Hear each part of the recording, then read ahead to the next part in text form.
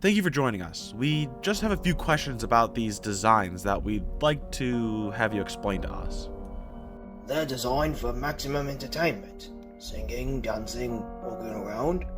They can do it all. We understand those features, but some of these schematics concern us. A large storage tank, scooping arm, soundproofing? What exactly are these used for? Circus Baby's design.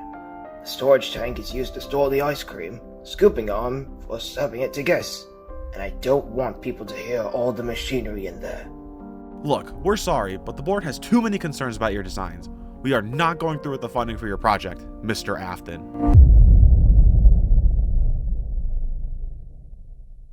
Hey guys, how's it going? And welcome to another discussions video. Now, as you could probably easily tell, today's video is going to be all about sister location and giving my take on what I think would be a cool rewrite if I could go back in time and come up with things for Scott to make, since I can't make games. So basically that's what this is going to be, just some fun stuff here. And yeah, that's really going to be about it for that. Just also right off the bat, I do like sister location. I want to get that point across. Some people might be like, you don't like sister location. I like sister location, just not all of it. And this is more just fun rather than any sense of like I can do better. Like, this is just more for fun. So just wanted to get that off the table as well. And yeah, basically gonna keep this intro really short and we'll just get kind of right on into things. But before we really do, a couple quick things. First, this video is probably gonna be a little bit on the longer side, so go ahead and grab like a drink and a snack, or if you want to just like put this on as like background noise or stuff like that, that's fine as well. So whatever works best for you for the watching experience. Don't forget to like and subscribe, because I'm trying to hit 2,000 subs by like August 14th, so if you subscribe, that'd be really nice. And with that being said, we'll just get right on into things, and we'll start with a little bit of a recap of sister location and going over some rules and other stuff that I'm going to be following while doing this video. So with that being said, let's get right into things.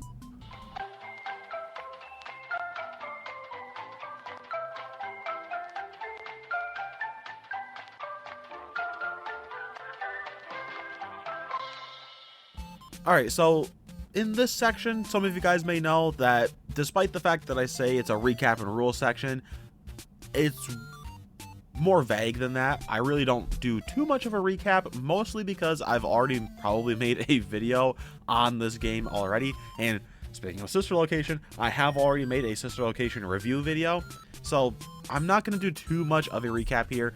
Also, you guys probably already know a lot about sister location, so I'm going to keep this relatively brief. But basically, sister location, you show up, you play through a bunch of nights that have basically nothing to do with each other. You get to the end, and the last night is so anticlimactic, it's one of the worst things to ever exist. And then you get scooped, and then you see Rick Ashley, his shadow, and in a mirror, and then the game ends. That's really about it. There's not much to that, and that's the perfect summary of sister location. So anyway, with the little recap aside, I want to make this section going through things that I liked about the game, things I didn't like, and talking about some general changes before getting into more specific like gameplay and stuff like that. So what did I like from sister location? I actually liked quite a lot. First of all the animatronic designs are like peak, so they're gonna stay, obviously. I liked the idea that each night is somewhat unique. I think it's a little too unique, but I like the idea that it's not just the same thing every night, but it takes place in the same location. So I liked that aspect of it. I liked the general atmosphere and like the various settings throughout the game. Like, they all looked really good, really stunning, and just the visuals in general in the game were really good. And honestly, the story and a lot of like stuff around that I also really liked. It's a very vague and not a lot of context there, but I did like the basic story of you go to this place to find someone specific, and then you get scooped, and then you become a skin suit for a robot. I liked that story, and it actually works really nice. But it's not perfect. There are flaws to the story, which is obviously why I'll be changing parts of it, and the game itself does have a ton of other flaws to it as well. Two of the biggest ones for gameplay are nights 4 and 5, and this is the part where I'm going to talk about things I did not like from the game. Even though I would say that I am up there in the Sister Location Night 4 champions, seeing as I sat down on a live stream, I hadn't played the game in a year, and I got through Night 4 on first try. I would consider myself pretty decent at Sister Location Night 4. I hate it beyond belief. It's terrible. It sucks. It has to go. So obviously that's not going to stay. That part's gone.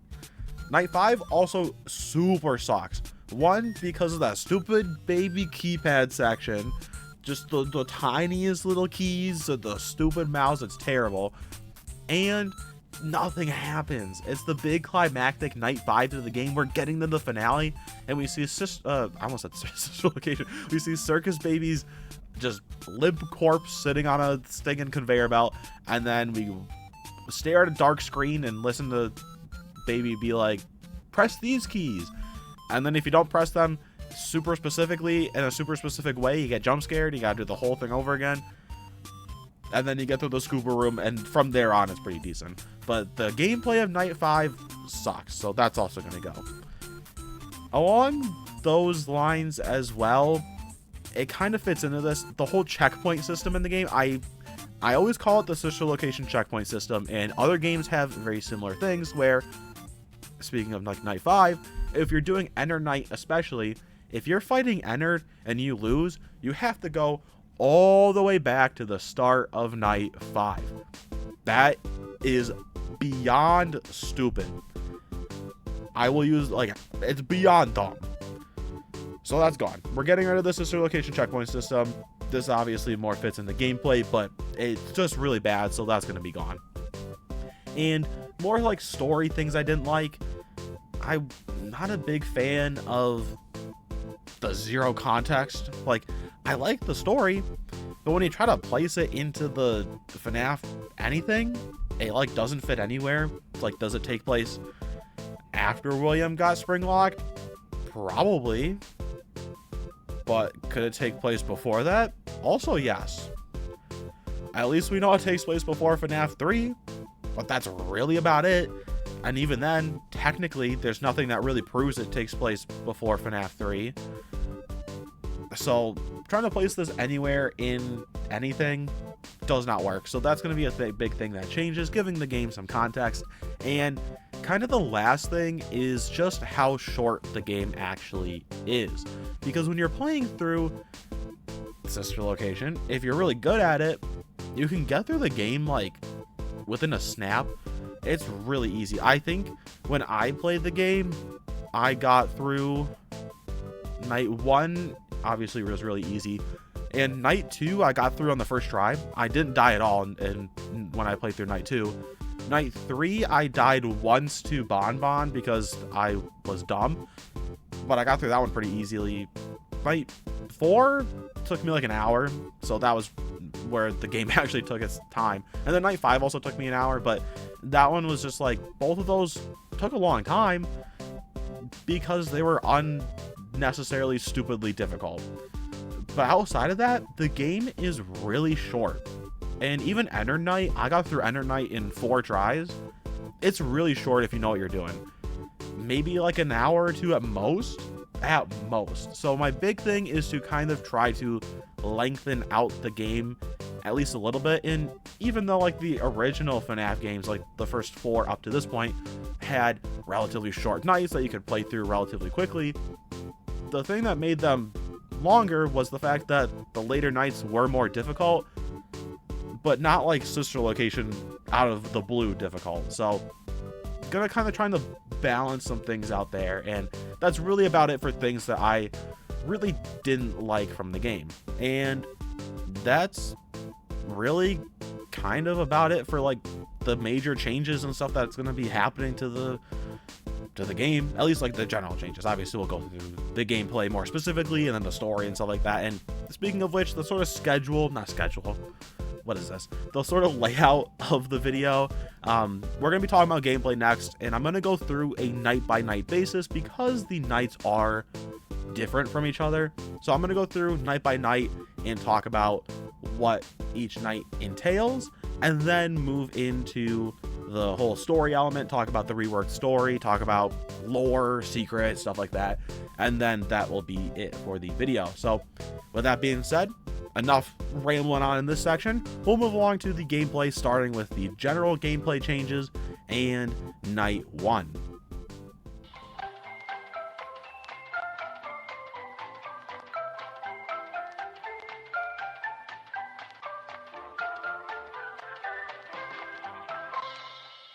Alright, so before we really get into the specific night gameplay, because each night does have some specific gameplay to it, I wanted to go over some general gameplay changes and kind of like the baseline stuff that you'll have to do every night or that can happen every night. So, first of all, the main objective of the nights are completing like just a couple tasks, and it'll be the same tasks every night, so it might get a little repetitive, but it'll also get mixed up here and there, and you'll see that in the later nights. But the 2 tasks that you'll have to do each night, night 1 will have a little bit of a different one, but the base tasks that you have to do are the breaker room. So picture a mix between the breaker room sections in base game sister location and kind of the ones in the Help Wanted 2 breaker room part, where instead of having to flip up a panel, there's actually levers that you'll have to click, and then it'll charge up the specific parts. So it takes the same general idea of clicking and holding something to charge a specific part, but instead of pulling up a random panel in front of your face, you'll have to just hold the lever down and it'll charge it that way. So that's the breaker room section. And then in Circus Gallery, there'll actually be like a little bit of a lighting puzzle. You'll have to mess with the lights. There'll be a little bit of a control panel, and you'll have to press some buttons and reconfigure the lighting in the location and stuff like that. So more like general basic puzzles, nothing too crazy, but it also doesn't need to be crazy because obviously there's going to be other gameplay when you get further into the game. So those are the 2 main puzzles that you'll have to do every night, although they'll get a little bit mixed up depending on what night you're playing. But that's really about it for like the actual what you need to do in a night. That's not specific, but one additional thing that can happen on any night at any time you are in the vents, and could even happen on night 1. It's a little bit more rare on night 1, but it could happen then, is when you're crawling through the vent section to Circus Gallery or you're crawling to the elevator, there's a chance that while you're going through there, the Biddy Babs will initiate a vent crawling sequence. And this is actually something I brought up in my Help Wanted 2 rewrite as a fun little mini game for that one. But here, you'll have to crawl through the vents, and in front of you and behind you will be Biddy Babs crawling through, and you have to fend them off with your flashlight. So hit them with the flashlight, they'll crawl away, turn around, hit the other ones behind you with the flashlight. Don't obviously physically hit them, but you turn the light up on them and they'll crawl away and be like, when they leave. And just it's a little bit more of a gameplay section there, a bit inspired by Aya's idea of giving the vent section something to do. But this is something that could happen on any night at any time you're crawling through the vents, and isn't like a specific scripted, it only happens at this time. So it's just a little bit of a like random wild mini game that will just show up at any time and just add some spice to your playthrough. But that's kind of it for the more general things. Obviously each night is going to be more specific, and that's what we'll get into now. Night 1 isn't too crazy, but that's what we'll start with. So let's talk about night 1.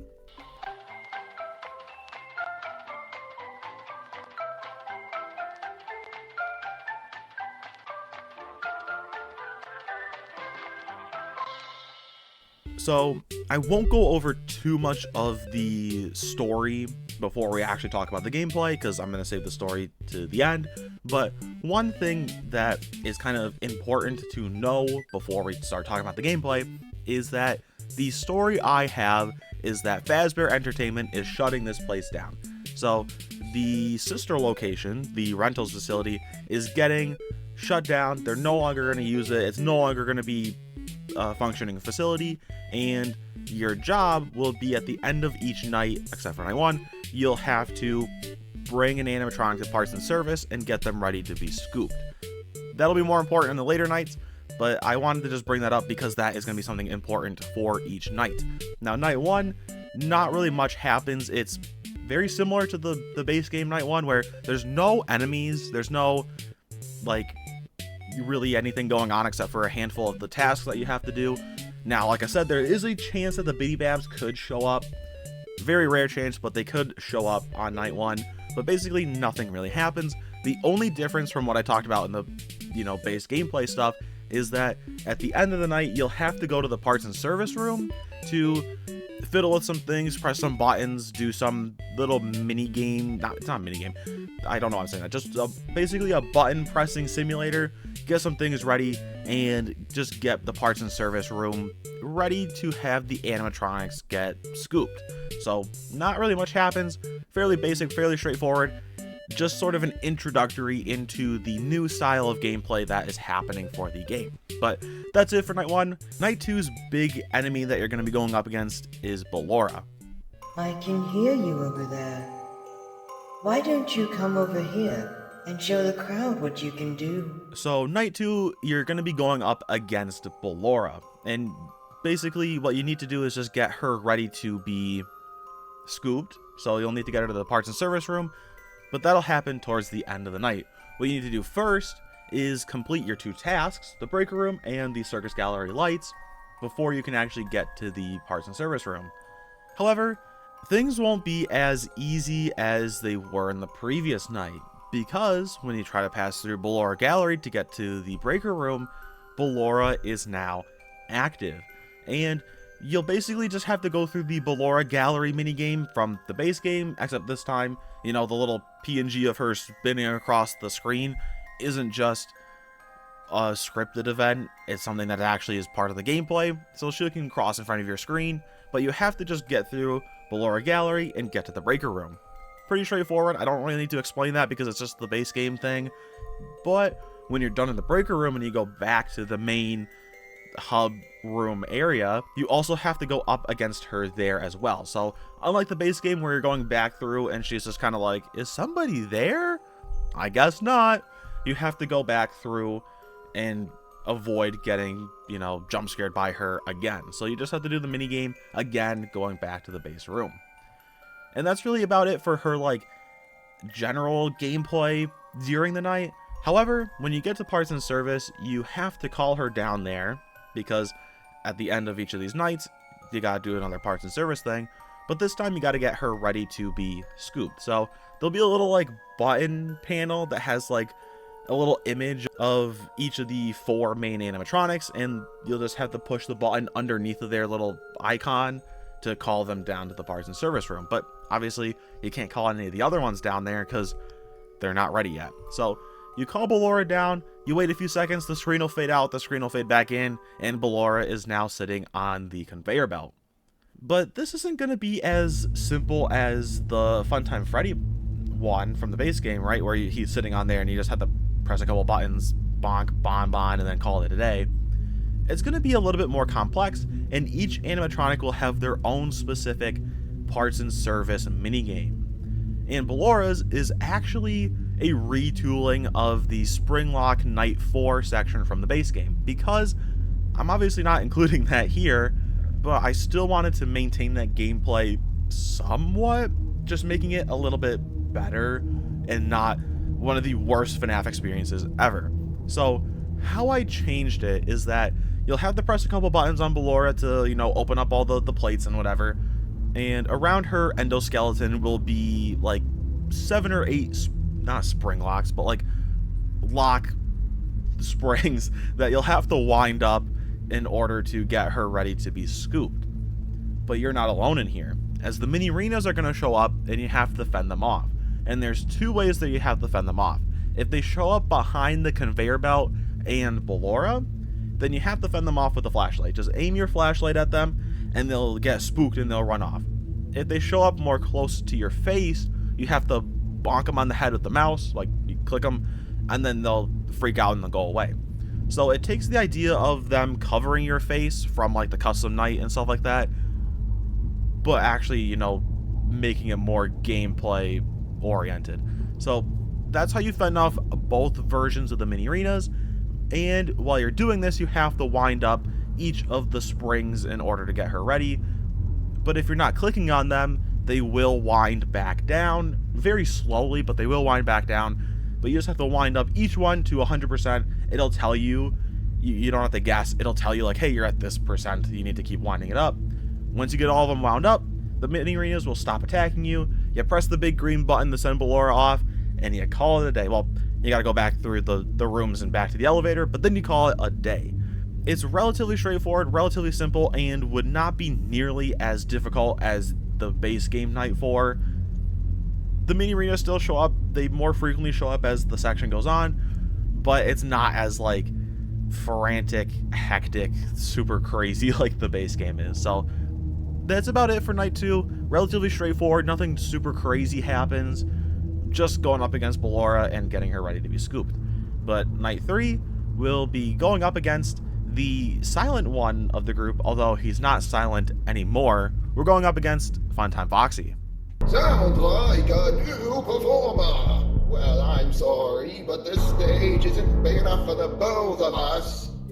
So, Night 3 is pretty much the same as last night in terms of what you gotta do. You gotta do your tasks, you gotta do whatever, explore, find secrets, do your thing. But the difference now is that Funtime Foxy is active. So if you're trying to go to parts and service, you have to do the Funtime Foxy minigame thingy, whatever. You know, the flash beacon, and you gotta walk through the hallway.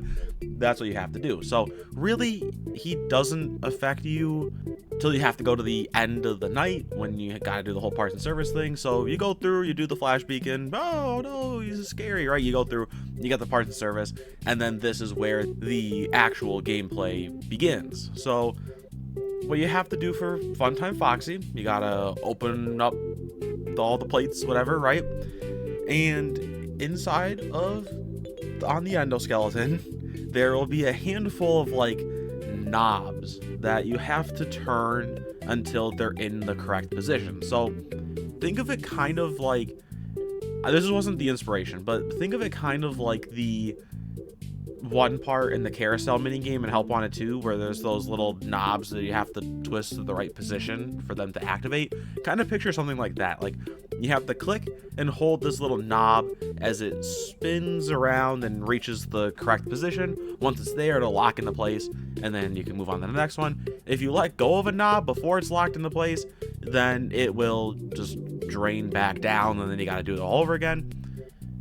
Not too difficult, relatively easy. Most of these are going to be like click and hold something, but they're at least different in terms of what you have to do. But the actual enemy of this section is a little bit of an interesting one. I wanted to give Funtime Foxy a companion, right? Mini arenas go with Ballora, Bon and etc. go with Funtime Freddy. Who should go with Funtime Foxy? And I thought, who else would make a better pair than bringing in Lolbit? So Lolbit is actually going to be a character, an animatronic, that you have to face down. And they're pretty easy to deal with. They're not too difficult. What happens is they will appear somewhere in the background of parts and service. So it's all shadowy back there. They'll kind of show up faded in the darkness every so often, and there might be a little bit of a sound cue to let you know that they're there, or they might be silent to make it a little bit harder. Not entirely sure, but they will kind of show up in the darkness. And what you have to do is when you see them, you have to click on them, probably like their nose, but just click on them and type LOL on your keyboard, and then they'll go away. And I think to kind of balance how relatively easy it is to deal with a little bit, they show up quite often. So you have to just go over, click LOL, go back to winding up the stuff on Funtime Foxy. Once you're done, press the button, send Funtime Foxy off to the scooper room, and you can head out for the day. And that's about it for Night 3. Probably more simple and easier than Night 2, but it's a little bit of a respite before we get into the relatively more difficult Night 4, and especially even more difficult Night 5. Ooh, a new guest! Come on, Bon. Let's go say hi. Night 4 has you going up against Funtime Freddy, who is the last of the sort of side band before you get to Circus Baby. So his thing, relatively the same as the other nights, right? You do your tasks, you do whatever. But now when you go to the breaker room, it initiates the Funtime Freddy breaker room minigame that you see in the base game and in Help Wanted 2. So you have to wind up through the power charging thing, and then as that's happening, Freddy will move closer to you, and you have to use Bon Bon's voice to shoo him off, get rid of him, and he'll go back to his stage after, you know, whatever. How the minigame works, right? It's just that minigame. Oh, it's just the same thing over again. So you do your minigame, you call it a day, you finish your other tasks, and now you got to go to parts and service. And once you're there, things are a little bit more interesting. So, like the other two Robobots, you sit them down on the conveyor belt, you open up Funtime Freddy, and he's got a handful of things that need to be charged up. Kind of like how the breaker room works, where you have to hold something down and it'll charge up the thing. Kind of picture something like that. Again, relatively similar to Funtime Foxy and Ballora in terms of having to wind something up. But I think it's just like, what else are you really supposed to do in this kind of style of gameplay? But anyway, that's the sort of task that you have to complete with Freddy, but Freddy is not alone. He is accompanied by Bon Bon and by Bonnet. They both show up to hunt you down, and they work a little differently. So Bonnet will appear somewhere in the darkness, kind of like Lolbit, in the background. They might hide behind the conveyor belt. They'll kind of hide somewhere in the actual setting of the map. And what you have to do is you just have to boop her nose and she'll go away. So kind of how she works in base game Custom Night and in Ultimate Custom Night, where you have to, she'll like run across the screen and you boop her on the nose. This time she's just not running across the screen, she's hiding somewhere, but you just have to boop her nose. Bon Bon works kind of actually almost the same as he does in the Night 3 section in the base game sister location, where he's like hiding behind Freddy and you have to click on him. Though this time, clicking on him doesn't end the night, it just gets rid of him. And so he'll kind of hide somewhere behind Freddy, and if he, you know, emerges too much from behind Freddy, then he'll jump scare you. And Bonnet too, if you don't get her in time, she'll jump scare you.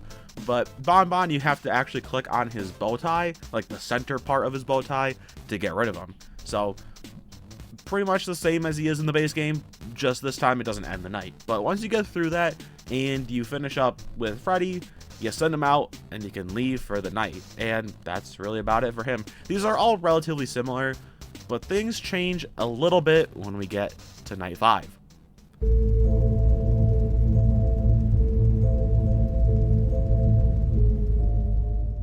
So, now we are on to Night 5, the grand finale minus some other things that we'll talk about later. So, Night 5 begins kind of like the same as the other nights. However, there aren't any tasks for you to complete. Hand Unit will just tell you that Circus Baby is already on the conveyor belt and you just need to get her ready to get scooped. There's nothing else for us to do. The facility has already been pretty much evacuated, abandoned, right? Everybody's taking everything else out. So it's already on the verge of getting shut down. We just have to get Circus Baby ready to get scooped. So you can actually explore the facility still, look around, find secrets, stuff like that, but everything's been kind of like shut off and it's all dark and creepy and spooky, and it's really quiet because there's like no noise going on here. There's nothing. There's no animatronics to look at. There's no anything. It's just a eerie, quiet start to the night. So once you make your way to parts and service, you'll enter and you'll see Circus Baby sitting on the conveyor belt, like how basic Night 5 has it. And what you'll have to do is just get her ready to get scooped. But her minigame is a little bit different than the other characters, other animatronics' parts and service minigames. So for her, you'll press a few buttons, you'll open up the panels like the other ones. However, when you do that, a certain alarm starts going off in the parts and service room, and Circus Baby starts to get a little bit frantic. She starts being like, look, this isn't good. I'm going into, like, I don't know, scooping mode or something. Like, she's going into a mode that she's gonna attack us with if we don't calm her down quick enough. And so she'll be like, hey, I actually have a little keypad, aka a much larger keypad than the little one that's in the base game. If you use that, type in this code, you can deactivate the whole alarm emergency mode, and you can, you know, I'll be good to go to the scooping room. So she'll open up a little keypad that's connected to her, and this keypad is like at least twice the size of the one in the base game, so you don't have to use the crappy mouse and click on the tiniest little keys on the planet. There's actually, like, you could actually play the mini game. But I wanted to keep it in there because I think it worked for the context of what's going on here. So you do the keypad, she'll tell you the code. She's a little bit faster at the code. It's not just like 2, 6. Like, she's a bit faster at it. So you type in the code, and if you fail, you'll actually get jump scared by Circus Baby and not Ennard. And her jump scare is gonna be a little bit different. It's not her actually like jump scaring you and like "Rah!" with her face or anything. What'll happen is she'll attack you with her scooping arm. So she'll kind of like peel back in half like she's supposed to, and you'll get the scooper arm attacking you. So I think that'd be a really cool way to have it be like, if you mess up this section that's relatively easy, you get an actually cool jump scare that's not like just a Circus Baby jump scare. Like, she has the coolest jump scare probably. So you go through, you do your little keypad, you punch in the thing, she's like, whoo-wee, I'm calmed down now. All right, thank you. And you send her on her way. You push the button, you send her out of there, and you call it a day. You go back through the Funtime Auditorium, but things are not over yet.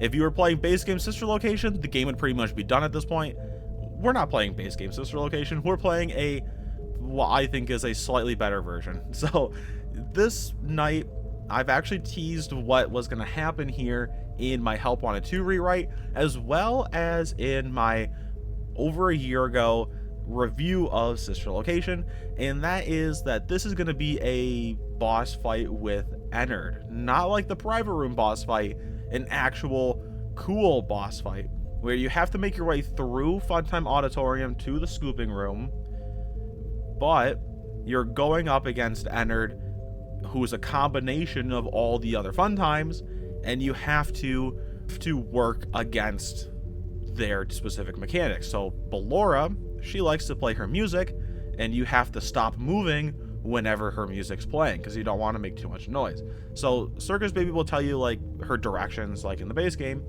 but if you hear Ballora's music start going, you have to just stop moving, and then you just gotta wait. Once the music goes away, you're free to move again. And Circus Baby won't like guide you the whole time, but she'll tell you like go up and left, and then you just got to make it there. So Ballora goes away. If you're walking and you start to hear a certain like staticky noise, that's Funtime Foxy, and you would also hear that in his section. So if you hear this staticky noise that sounds like Funtime Foxy, you have to use the flash beacon, and when you use it, you'll see Ennard like freaking out in the darkness for a split second while the flash beacon goes off. So you use the flash beacon to scare off Ennard, who is using the Funtime Foxy mechanic at that moment. And then the last mechanic that they can use is Funtime Freddy. And if you hear Funtime Freddy giggling or laughing, you have to use the Bon voice box that you still have to, you know, persuade him to go away. And this isn't like the order that they attack in, because there's no specific order. They'll attack at random, and you just have to make your way to the scooping room. I imagine this section would be a handful of minutes to get there because of how often they'll attack. They'll attack quite often, and you just have to be ready for it. And I imagine it would be a bit like you have to be kind of on the nose. The second you hear Ballora's music, stop moving. The second you hear Funtime Foxy's stuff, like the statics, you gotta use the beacon. The second you hear Funtime Freddy laughing, you have to use Bon. If you wait even like a handful of seconds, you're gonna get jump scared. So you have to be like right on the draw with that. And one way to kind of work with the fact that it's gonna be like a very touchy section to get through is that the whole having to go all the way back to the start of night 5, that's not happening. If you die in this entered boss fight, you just go right back to the start of, like, you leave the room. You just got to start over there. So if you die, it's not a crazy gonna set you back way too far. So you go through this section, you work your way through it, you get to the scooper room, and once you get there, it's pretty much just the same as the base game, right? You have the scooping cutscene. Oh no! Circus Baby talks to us, and then at the very end, we get to see the Rick Astley shadow in the mirror. So that's all pretty much the exact same, and that's really it for the base game of the rewrite. Now, I do have the private room that you can do. It's a thing, if you get a secret code, you can get to the private room. But there's not much to talk about there because that's just the exact same as it is in the base game, because I actually like the private room section, so it's just the exact same. You fight Ennard in the hallways and Circus Baby talks to you. I didn't want to give it its own section because there's not even any point to. It's all just the exact same. So that's it for Night 5 in the private room section. I think as a whole it works a lot better as a final night rather than just like I have to press the world's tiniest keys and then walk through a dark room where nothing happens. I think it's a lot better, and it actually has you use mechanics that you've seen in the past to go up against the boss. So I think it works, and that's really about it for like the main nights. However, there is a secret 6th night that you can get if you find a whole bunch of secrets throughout the game. So we'll talk about that in this next section here.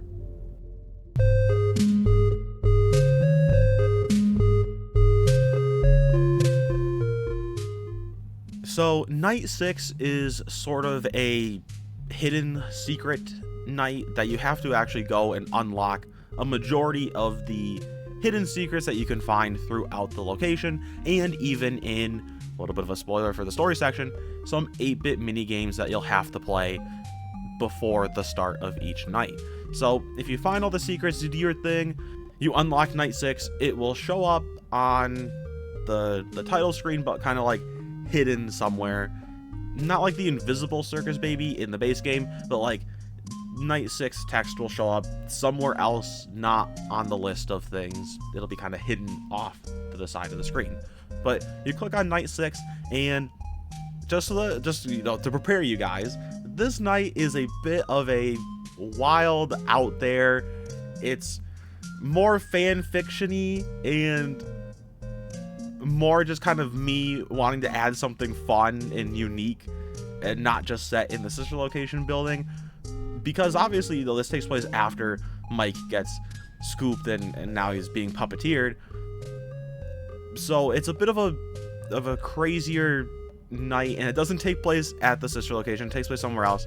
But you guys might think that I've gone crazy with this one, but you know, I lost it long ago, so let's just get right on to things, baby, and we'll start talking about what you have to do for this night. So basically what'll happen is you start up night 6, and you'll find yourself in a kind of creepy warehouse.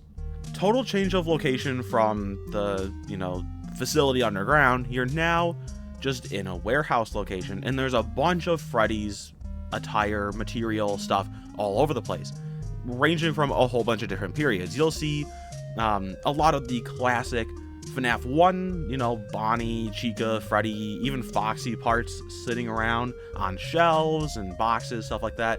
You'll even see some toy animatronic parts, and just sort of a whole bunch of mixtures of previous Freddy's game attire. Obviously it's not stuff like from FNAF 3 because that hasn't happened yet, but you'll see a whole bunch of mix of Freddy's material. And what will happen is you'll get a little call that'll be like, hey, you know, thank you for, you know, coming in for another shift and helping us clean up a little bit. And what you'll have to do is just go around the warehouse and close up boxes, which will be like you just hold, you click the box, you hold down, and the box will close up. You have to put things away. Just a very different style of night. However, this isn't just a breeze of a night to get through, because you are not alone. Now, while you are Ennard puppeteering Michael Afton, that doesn't mean that you are safe from being jump scared, because there's something lurking in the warehouse with you. and it's not really another full animatronic. This time, the puppet is lurking in here trying to jump scare you. Bit of an out there thing, bit of a wild take here, but I'll talk about why this is here in a minute.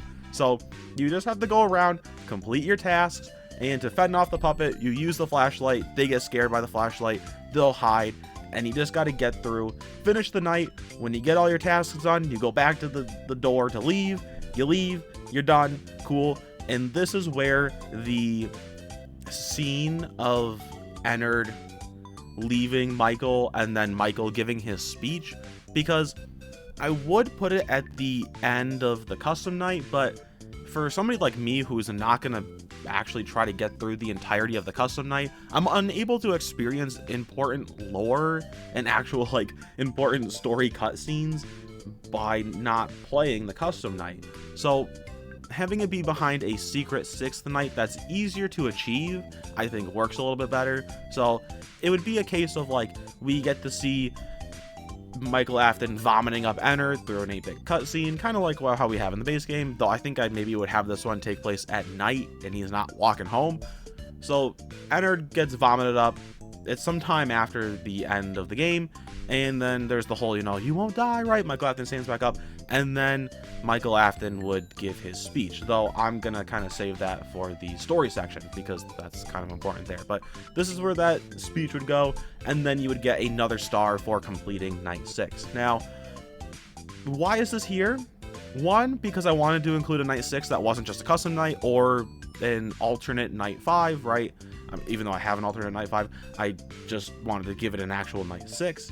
And because I thought it would be fun to have a secret night that is a change of pace from what we've seen throughout the game, and even sets up the next game in the series, because it does tie in ever so slightly to my Pizza Sim rewrite video that I've made, which was actually the first rewrite video in this whole series, but it ties into that one because it shows the puppets here, the puppets doing things. And I think what's kind of fun is we play as Michael Afton here, right? Even though he's being puppeteered by Ennard, he is Michael Afton, and we also play as Michael Afton in the Pizza Sim rewrite video, and the puppet jump scares you despite the fact that the puppet is a good guy. So my thing here is that the puppet jump scares Michael Afton despite the fact that the puppet's a good guy, because we were here in this warehouse pissing off the puppet by shining a flashlight in its eyes, and now doesn't like us.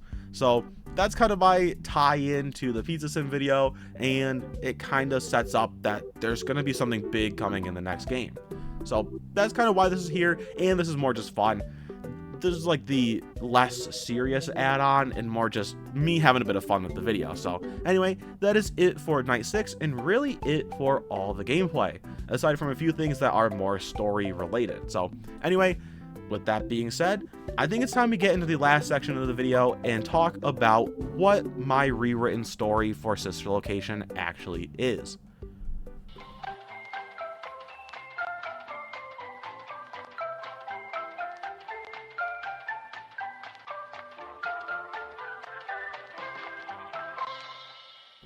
Alright, so we're on to the final section of the video. It's been a long road getting from there to here, but we're finally talking about the new, I guess not really new, the slightly rewritten story that I have for this Sister Location rewrite. And just right off the bat, I'm going to split this up into kind of 2-ish sections. I'm going to talk about the actual story of the game, and then talk about like 8-bit mini games, because there are some that I have. So talk about 8-bit mini games, talk about some of the hidden stuff that you can find, hidden lore, hidden secrets, stuff like that, and then kind of just that's about it. So the actual story of this rewritten game is pretty much the same as the base games, right? You show up, you're Michael Afton, you show up to look for Elizabeth/Circus Baby, you go through the nights, you work your job, and eventually Circus Baby betrays you, right? Becomes Ennard. She's like, ha ha ha ha ha, I tricked you, I think you're William Afton, I want you dead. So she scoops us, Ennard gets in there, and then Rick Astley shows up as a shadow. So that's all pretty much the exact same, though I think the kind of larger change-ish would be that I would include more Circus Baby dialogue and more Circus Baby appearances throughout the game. Like, you can go to Circus Gallery and you can see her there, right? And have more interactions with her outside of just the handful that you get throughout the game. At least she talks to you, though. I will say that in the base game. But here, you can show up to her, talk to her more, and have more interactions with her outside of specifically scripted sections. Other than that, though, there's really not much else different in terms of the actual story.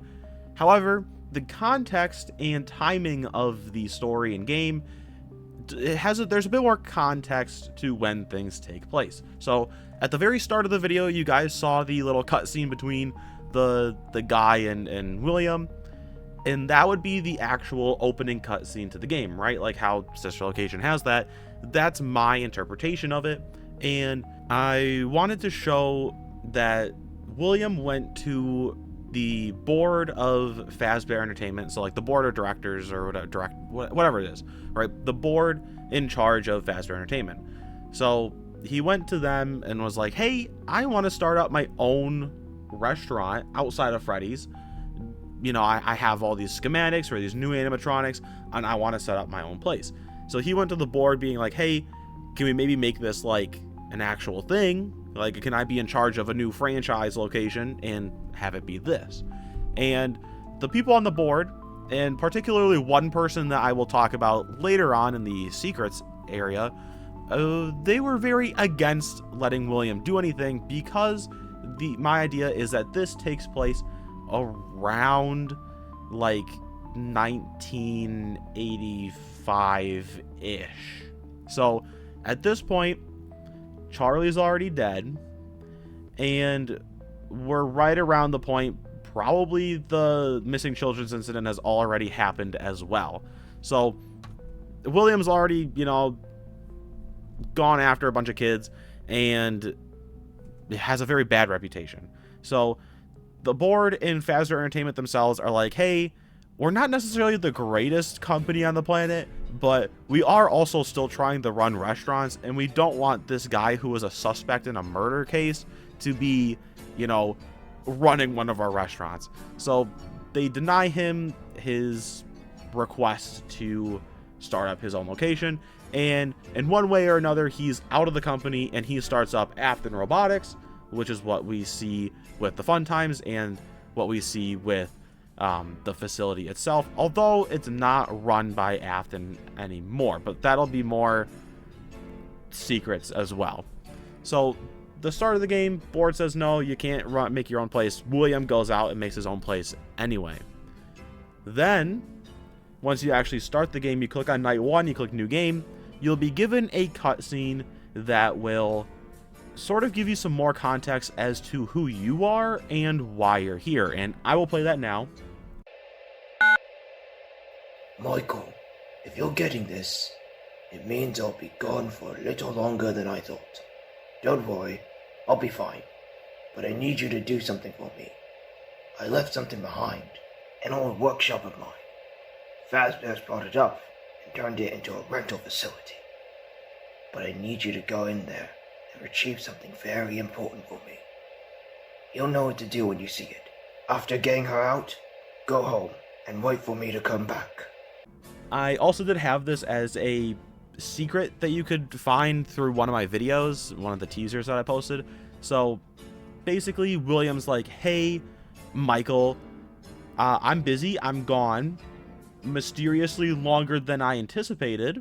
And this would be like a pre-recorded message that he's sending Michael, not like direct on the phone, it's a pre-recorded thing. So he's like, hey, I'm gone longer than I expected, but I want you to go work for Fazbear Entertainment, get yourself in there, use a different name if you have to, use a different alias, get in there.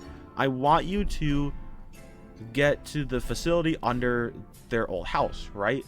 And so my idea is that we know that the sister location facility is under the FNAF 4 house. So my thought process was that they used to own that house, right? During FNAF 4, they had that house. William had a bit of a workshop that he built underground, which is part of the facility that we see. And that was his, like, workshop where he would tinker with things, work on things, but he wasn't necessarily evil yet. He was just working on developing advanced spring locks and advanced robotics. And then Crying Child dies. They fall into hard times. Things aren't necessarily looking great. He gets booted. He does all his terrible things, and then he gets booted out of the company. He starts up Afton Robotics, and he uses his facility workshop underneath of the house to create the robots for Circus Baby's diner. So he creates the diner as the separate restaurant.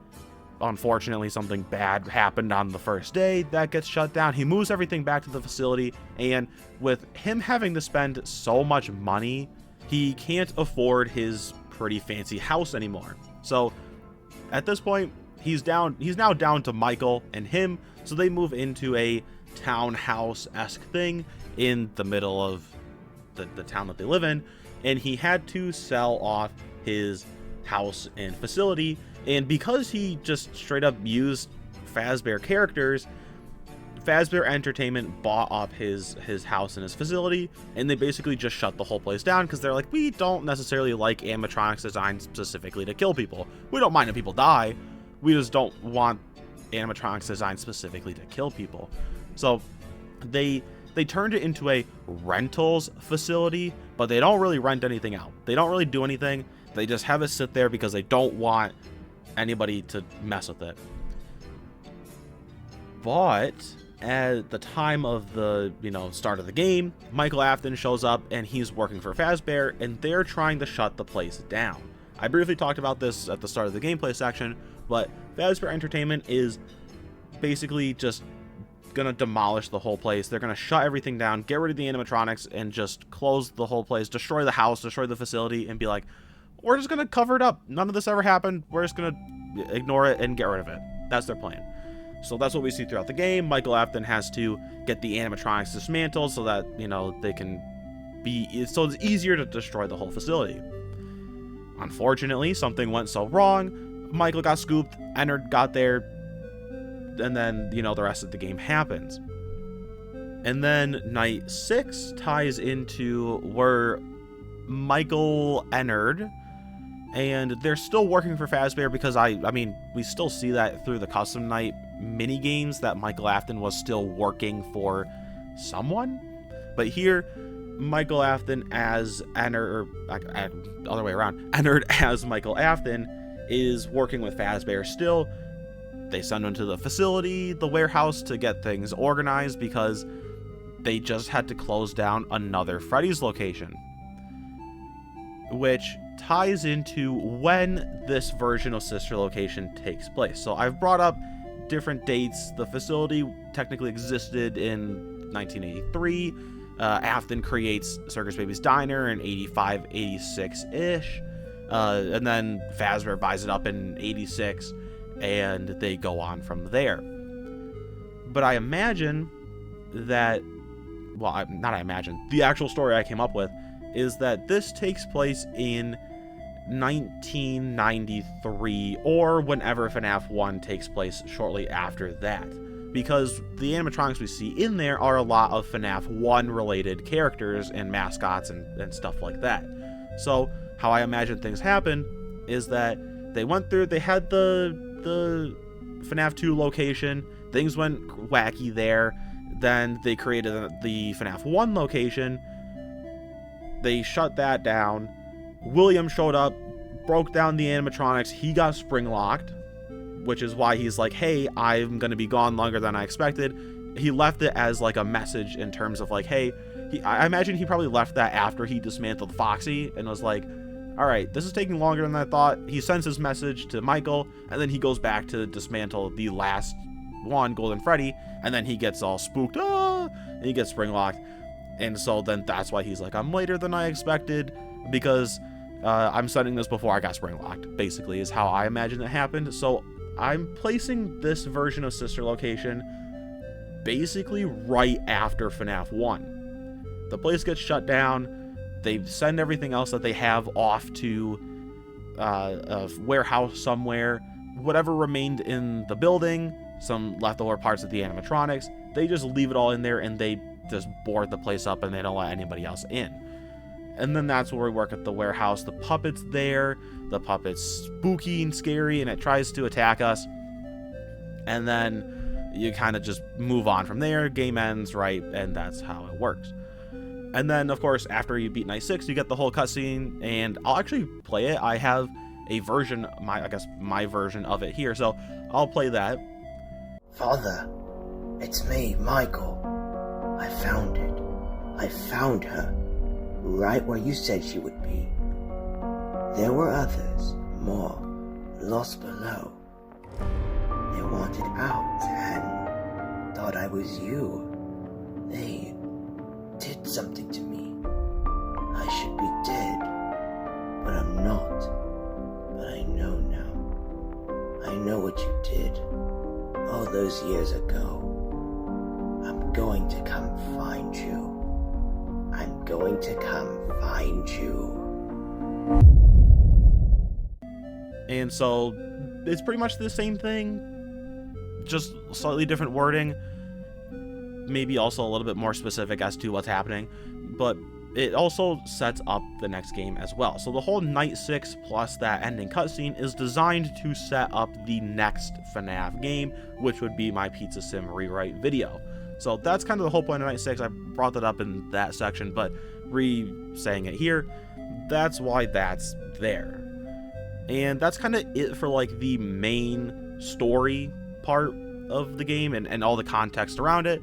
But now I want to go over some of the secrets and some of the lore that you can find and just kind of talk about that stuff. So for starters, there's 8-bit minigames that show up at the start of every night except for Night 1 and Night 6. So Nights 2, 3, 4, and 5 each have a 8-bit minigame that you play before you start the night. And I'm doing this because they take the place of the Circus Baby 8-bit minigame that you can find sometimes when you die, or you can just click on the secret hidden baby to play it. It takes the place of that.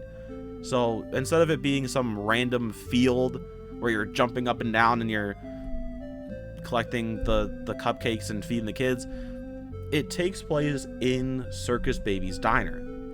The first day of Circus Baby's Diner. Each minigame takes place on the same day.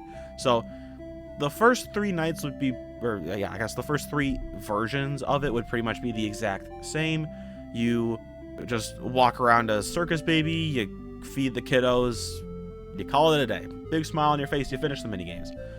Also, I kind of lied earlier. There actually is one before Night 6. I kind of forgot about it, but I'll talk about that one in a second. So the one before Night 5 is where things get shown. So far, Circus Baby in the game has been super friendly and helpful and trying to actually be nice to you. But then the minigame at the start of Night 5 is where you get your little bit of a suspicion that something's not quite right. So the minigame plays pretty much the same, but at the end of the map, if you walk all the way to the end of the map to the right, you'll find an ice cream cone sitting on the ground. You collect that one up, and you walk all the way back to the start of the map, which won't be too crazy. That's where the Elizabeth Afton scoop, I guess you could say, death scene occurs. So you walk back, you place the ice cream down, and then Elizabeth Afton shows up, and she's like, oh, that's super cool. And then, boom, she gets, scooped. And I actually have the minigame. I've showed clips of the previous one. I have it here. I'll play that.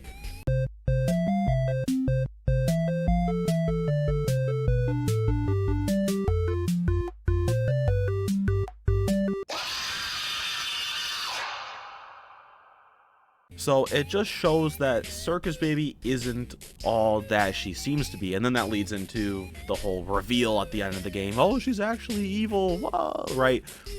There's no tell on Night 4 where she sounds evil and then she goes back to being nice.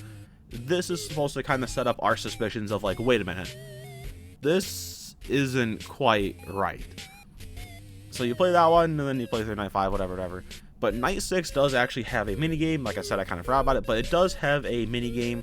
Nothing too serious, but a little bit spooky.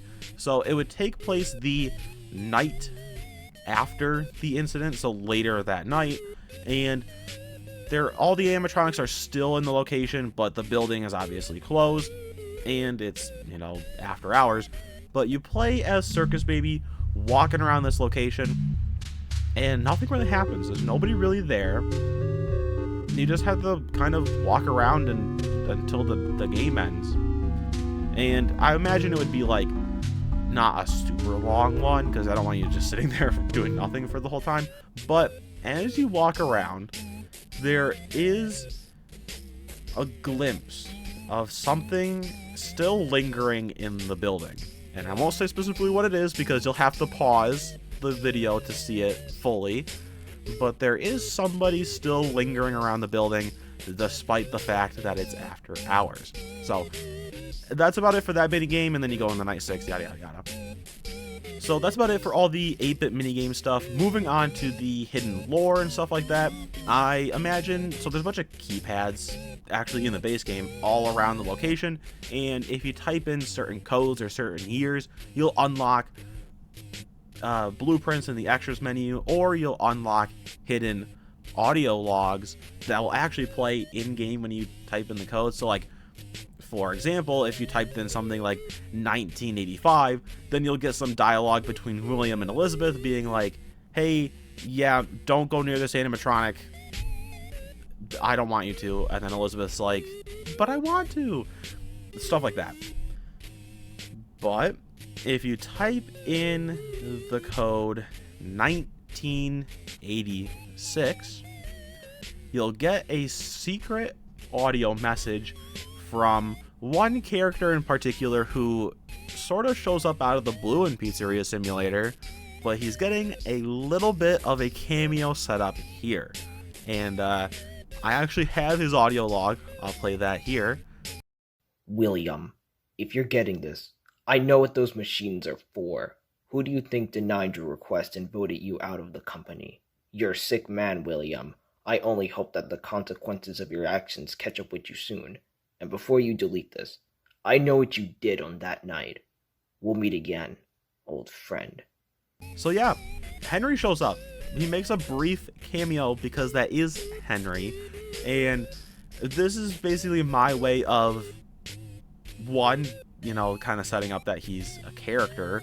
And two, it also means that him showing up in Pizza Sim isn't just like, oh cool, this guy we don't know anything about is here now. He now has a setup in this game with a hidden, you know, audio tape. So I just thought that'd be a fun way to give him some context, some character, and actually set him up as somebody who's somewhat important to what's going on. And it also confirms that he was on the board in charge of Fazbear, who booted him off of the company, and he knows what William did, despite the fact that he can't really prove it, he just knows.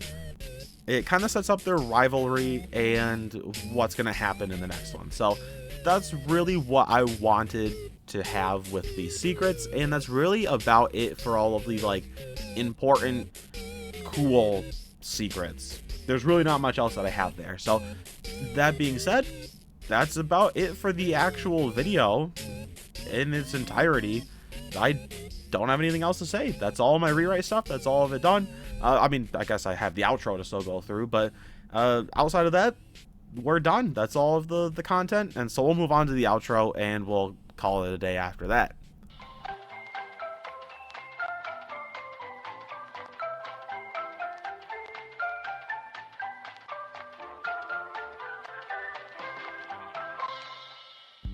Alright, well, I hope you enjoyed the video and everything it had to offer. Of course, these videos are a huge undertaking and kind of do take a lot of work to come up with and put together, so I just hope that it paid off and that you guys actually enjoyed everything that went into this.